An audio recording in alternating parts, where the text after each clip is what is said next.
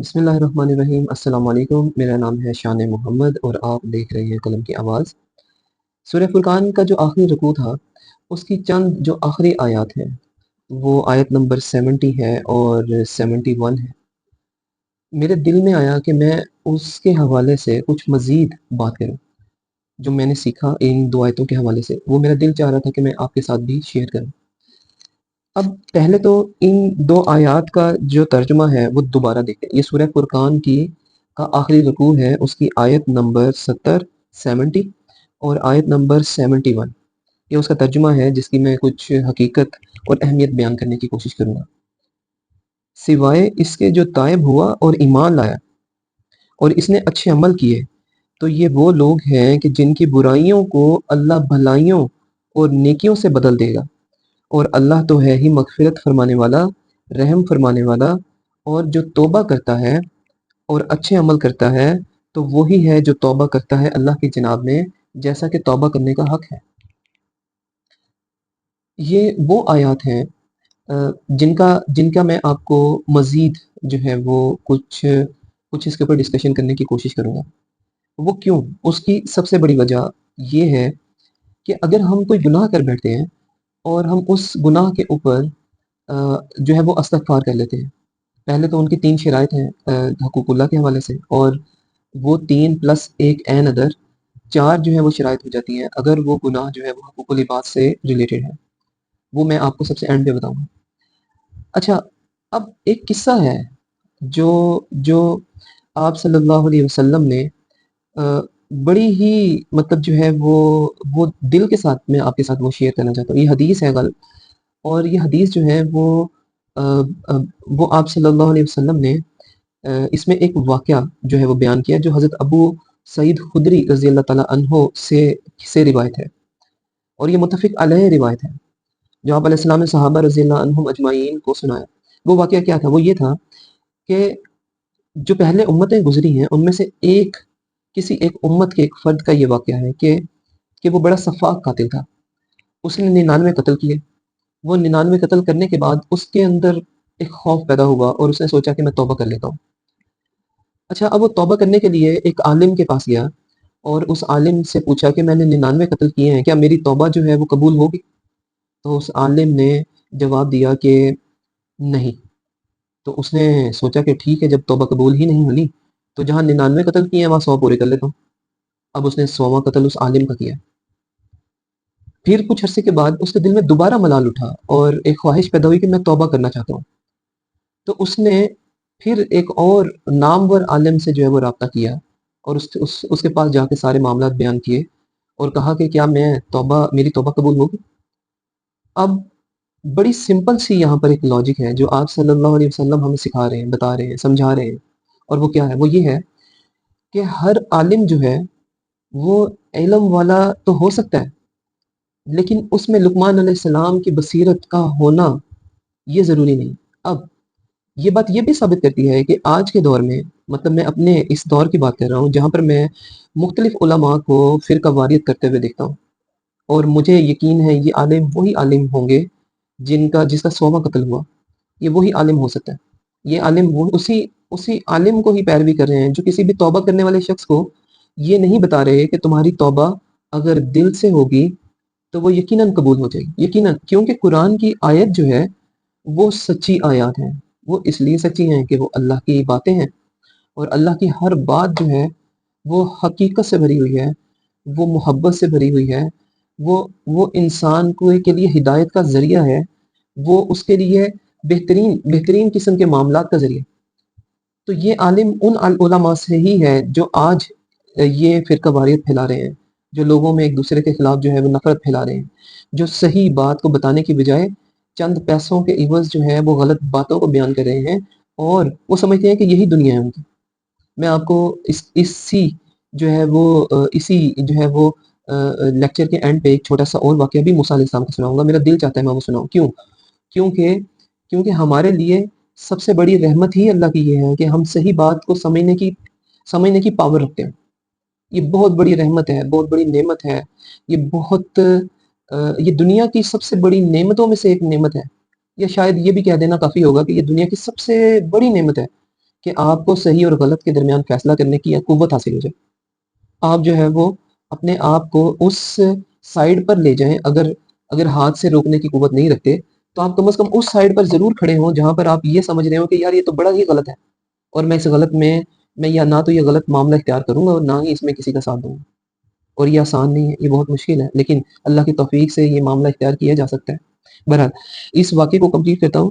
تو اس عالم نے، جو بصیرت والے عالم تھے، انہوں نے کہا کہ تم ایک ایسے ماحول میں جاؤ جہاں پر تم کنسسٹنٹلی توبہ کرتے رہو گے، اور ایسے لوگوں کے ساتھ جو ہے وہ شامل ہوگے جو تمہیں نیکی کی راہ دکھائیں گے، اور تمہارے اندر یہ چیز پیدا ہو جائے گی کہ ہاں مجھے نیکی کا راستہ اختیار کرنا ہے.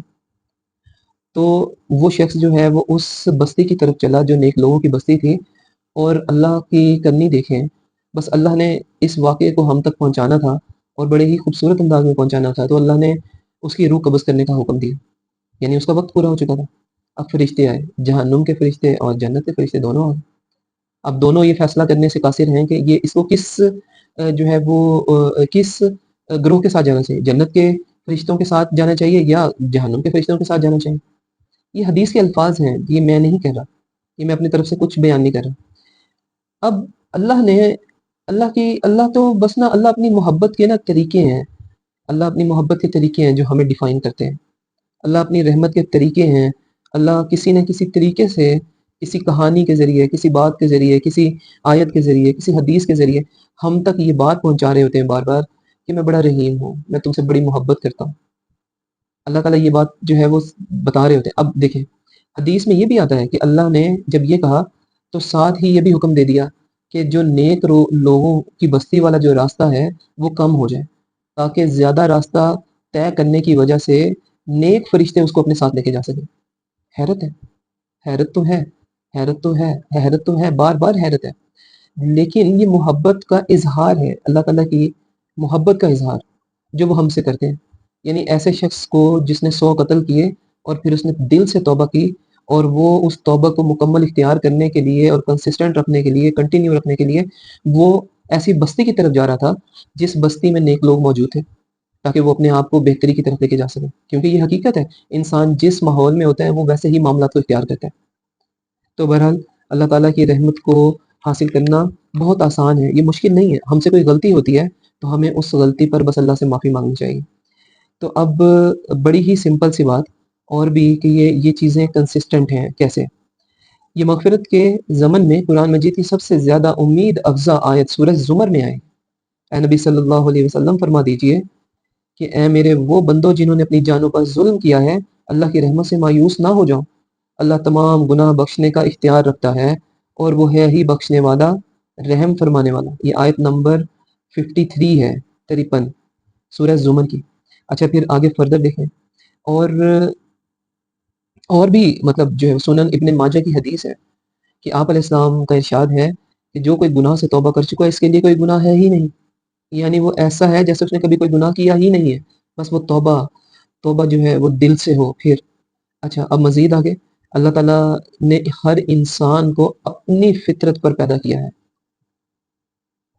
یہ سورہ روم کی آیت نمبر 30 ہے. یعنی آپ علیہ السلام نے فرمایا کہ نسل آدم کا ہر بچہ فطرت اسلام پر پیدا ہوتا ہے. وہ تو اس کے والدین ہیں جو اسے یہودی، نصرانی، مجوسی بنا دیتے ہیں. یہ بات سورہ صحیح بخاری اور صحیح مسلم کی ہے، یہ حدیث ہے. یہ بات کیوں آپ علیہ السلام نے فرمائی؟ کیونکہ ایک عقیدہ بن چکا تھا کہ حضرت آدم علیہ السلام سے چونکہ خطا ہوئی تھی اور وہ آزمائشی طور پر انہیں جنت میں رکھا تھا اور ایک خاص پھل کھانے سے منع فرمایا تھا، مگر شیطان کے ورگلانے سے انہوں نے اس پھل کو کھا لیا. تو یہ گناہ گویا اب نسل آدم میں منتقل ہو رہا ہے. یہ ایک فلسفہ تھا جو بن چکا تھا، یہ ایک عقیدہ تھا جسے حقیقت مان کے جو ہے وہ گزار رہے تھے کہ مطلب جو بھی بچہ پیدا ہوتا ہے وہ گناہ گار پیدا ہوتا ہے، اور پھر جو وہ آگے زندگی میں گناہ کرتا ہے وہ اس کی کنٹینیوٹی ہے. جبکہ یہ حدیث جو صحیح بخاری اور صحیح مسلم میں آئی، وہ آپ علیہ السلام نے فرمایا کہ نسل آدم کا ہر بچہ فطرت اسلام پر پیدا ہوتا ہے. تو وہ تو اس کے والدین ہیں جو اسے یہودی یا نصرانی یا مجوسی بنا دیتے ہیں. اور قرآن کی آیت سورہ روم 30 یہ بھی یہی جو ہے وہ بتاتی ہے کہ اللہ نے اپنی فطرت پر ہمیں پیدا کیا، اور اللہ کی فطرت جو ہے وہ تو بہت ہی خوبصورت ہے، وہ بہت محبت کرنے والی ہے، وہ بہت بہترین ہے. اور پھر میں کہتا ہوں ایک ماں کی محبت، ایک ماں باپ کی محبت دیکھنے والی محبت ہوتی ہے، اور ایک ماں کو جس کی محبت تو کمال ہی ہے، کمال ہے، اس کی تو کوئی ایگزامپلز ہی نہیں ہے. اور اللہ بھی اپنے آپ کو 70 ماہوں سے جو ہے وہ تشبیہ دیتے ہیں، ایگزامپلیفائی کرتے ہیں۔ تو یہ کیسے ہو سکتا ہے کہ وہ جس چیز کو تخلیق کریں اور اس کو موقع نہ دیں کہ وہ معافی مانگ سکیں؟ یہ نہیں ہو سکتا، یہ پاسبل ہی نہیں۔ بہرحال توبہ کی کچھ شرائط ہیں جو میں آپ کے ساتھ جو ہے وہ شیئر کرنا چاہتا ہوں۔ یہ حضرت امام نووی رحمۃ اللہ علیہ نے اپنی کتاب ریاض الصالحین میں ڈیفائن کی ہیں۔ اس میں چار ٹوٹل ہیں، تین جو ہیں وہ تین کامن ہیں حقوق العباد میں اور حقوق اللہ کے معاملات میں، اور ایک جو ہے وہ ایکسٹرا ہے حقوق العباد میں۔ حقوق اللہ میں تین جو شرطیں ہیں وہ کیا ہیں کہ انسان سچے دل سے توبہ کرے اور اس میں حقیقی ندامت ہو کہ میں جو کچھ بھی کرتا رہا وہ غلط تھا، اس پر پشیمان ہوں اور میں آئندہ نہیں کروں گا۔ تو اللہ تعالیٰ کو ویسے بھی اللہ تعالیٰ کو بندے کی ندامت اور پشیمانی بہت محبوب ہے۔ دوسری شرط یہ ہے کہ میں دوبارہ یہ کام نہیں کروں گا، یعنی پہلی یہ کہ وہ ندامت اختیار کرے، پشیمان ہو، پریشان ہو کہ مجھ سے گناہ ہوا، اور دوسری شرط یہ ہے کہ میں اب یہ کام دوبارہ نہیں کروں گا۔ تیسری شرط یہ ہے کہ فی الواقع اس گناہ کو ترک کر دوں گا اور عمل صالح کی روش اختیار کروں گا۔ یہ تین تو ہے حقوق اللہ کے حوالے سے۔ اچھا، اب جو چوتھی ہے وہ حقوق العباد کے حوالے سے ہے۔ جیسے انسان کسی کا حق مار دے، اس کی تلافی نہیں ہو سکتی، اللہ اس کی تلافی نہیں کریں گے۔ اگر میں نے کسی انسان کا حق مارا ہے تو مجھے اس انسان سے ہی معافی مانگنی پڑے گی، ادروائز کیا ہوگا؟ اچھا، اس کی اور بھی اگزامپلز ہیں، وہ پھر میں بتاتا ہوں کہ ادروائز کیا ہوگا۔ اگر کسی پر ظلم کیا ہے تو اس کے لیے مظلوم سے عفو و درگزر کرے، کسی کی غیبت کی ہے تو اس کے پاس جا کر معافی مانگے، اس لیے کہ حقوق اللہ کے معاملات جو ہیں وہ تو اللہ معاف کر دیں گے، لیکن حقوق العباد میں اللہ معاف نہیں کریں گے۔ وہ قیامت والے دن اس کا حساب پتہ کیسے ہوگا؟